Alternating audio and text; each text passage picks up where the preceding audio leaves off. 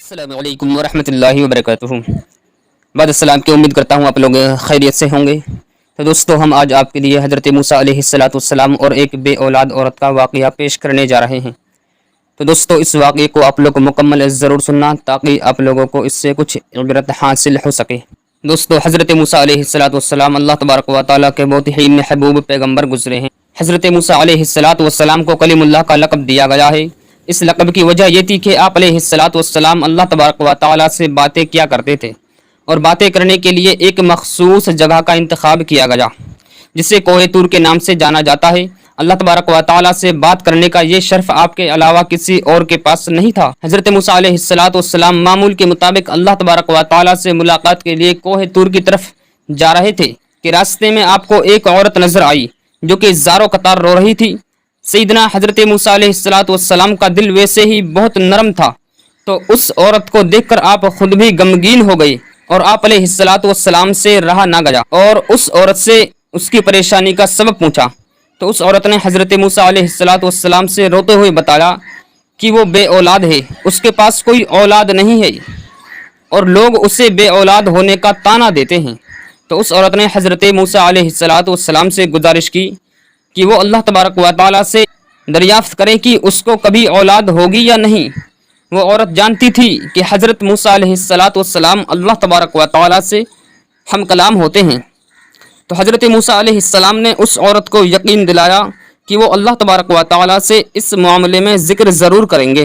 آپ علیہ السلام پھر سے کوہ طور کی طرف روانہ ہو گئے۔ اللہ تبارک و تعالیٰ سے ملاقات کے دوران ہی حضرت موسیٰ علیہ السلام نے اس عورت کا ماجرا بیان کیا۔ تو اللہ تبارک و تعالیٰ نے حضرت موسیٰ علیہ السلام کو بتایا کہ اس عورت کی قسمت میں یہی لکھا ہے کہ اسے کبھی اولاد نہیں ہوگی، اور اس عورت کو چاہیے کہ اس پر جو آزمائش آئی ہے اس پر صبر کرے اور اس آزمائش کو برداشت کرے۔ تو حضرت موسیٰ علیہ السلام یہ بات سن کر بہت غمگین ہو گئے۔ جب حضرت موسیٰ علیہ السلام کوہ طور سے واپس لوٹ کر آ رہے تھے، وہ عورت حضرت موسیٰ علیہ السلام کا ہی انتظار کر رہی تھی۔ آپ علیہ السلام کو دیکھتے ہی آپ کے پاس آئی اور حضرت موسیٰ علیہ السلام نے اللہ تبارک و تعالیٰ کا فیصلہ سنایا۔ عورت یہ سن کر بہت زیادہ غمگین ہوئی اور رونے لگی۔ تو حضرت موسیٰ علیہ السلام نے اس عورت کو تسلی دی اور یہ بھی سمجھایا کہ اللہ تبارک و تعالیٰ کے ہر فیصلے میں بہتری ہوتی ہے، اور یہ بھی کہا کہ تم صبر سے کام لو اور اللہ تبارک و تعالیٰ پہ بھروسہ رکھو۔ اولاد اللہ تبارک و تعالیٰ کی دین ہوتی ہے، وہ جسے چاہے بیٹیاں عطا فرمائے یا جسے چاہے بیٹے اور بیٹی دونوں چیز عطا فرمائے۔ اس واقعے کو بہت عرصہ گزر گیا تھا۔ ایک دن اس عورت کے گھر کے قریب ہی سے ایک درویش روٹی کا سوال کر رہا تھا۔ عورت کے کان میں جب اس درویش کی صدا پڑی تو اسے رک جانے کا کہا اور کچھ دیر بعد اس کے لیے روٹی لے کر آئی۔ پھر اس بزرگ درویش نے عورت کو اولاد عطا ہونے کی دعا دی، اور ایسا ہوا کہ اللہ تبارک و تعالیٰ نے اس درویش کی دعا قبول کر لی اور عورت کو اولاد کی نعمت سے نواز دیا۔ جب اس بات کی خبر حضرت موسیٰ علیہ السلام کے پاس پہنچی تو آپ علیہ السلام بہت حیران ہوئے، کیونکہ اللہ تبارک و تعالیٰ نے تو انہیں بتایا تھا کہ اس عورت کی قسمت میں اولاد کا نہ ہونا لکھا ہے، تو یہ کیسے ممکن ہوا؟ تو پھر جب حضرت موسیٰ علیہ السلام دوبارہ اللہ کے پاس کوہ طور پر گئے تو اس عورت کے معاملے کے بارے میں بھی دریافت کیا کہ یا الہ العالمین، جب میں نے آپ سے پوچھا تھا کہ اس عورت کی اولاد ہوگی یا نہیں، تو آپ نے فرمایا تھا کہ اس عورت کے مقدر میں اولاد ہے ہی نہیں، تو یہ کیسے ممکن ہوا؟ تو اللہ تبارک و تعالیٰ نے حضرت موسیٰ علیہ السلام کے سامنے ایک شرط رکھی۔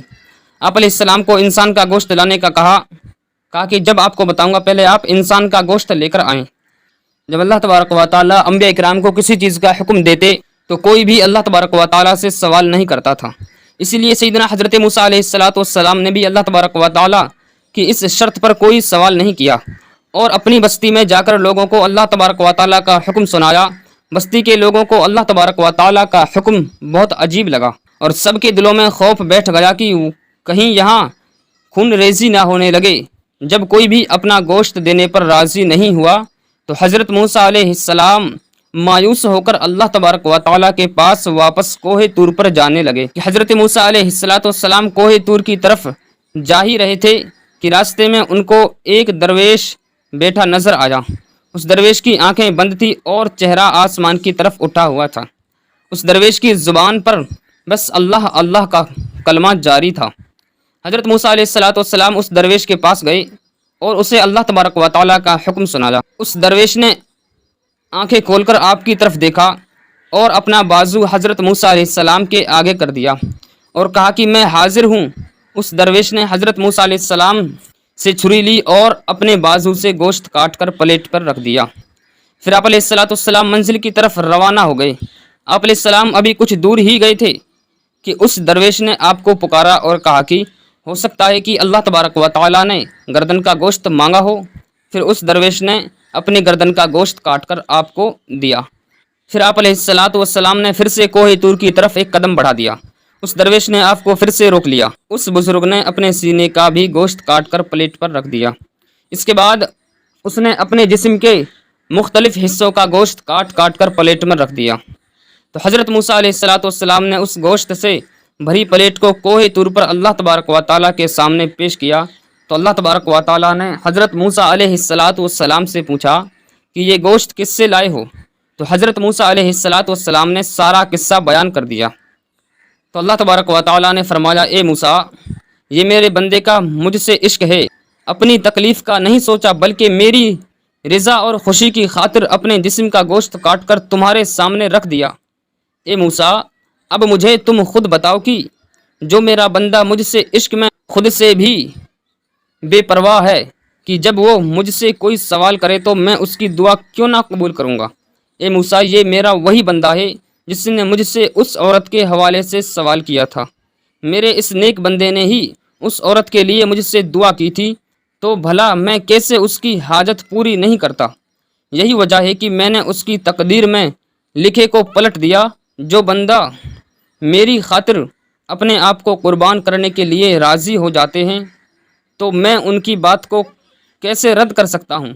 موسیٰ علیہ السلام اللہ تبارک و تعالیٰ کی یہ بات سن کر بہت خوش ہوئے۔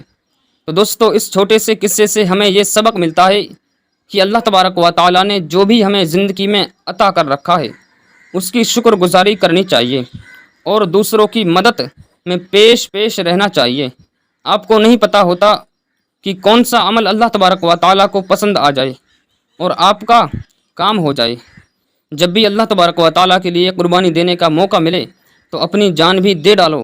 اللہ تبارک و تعالیٰ کی بارگاہ میں دعا ہے ہم تمامی لوگوں کو اس واقعے سے جو سبق ہمیں ملا ہے اس پہ زیادہ سے زیادہ عمل کرنے کی توفیق عطا فرمائیں۔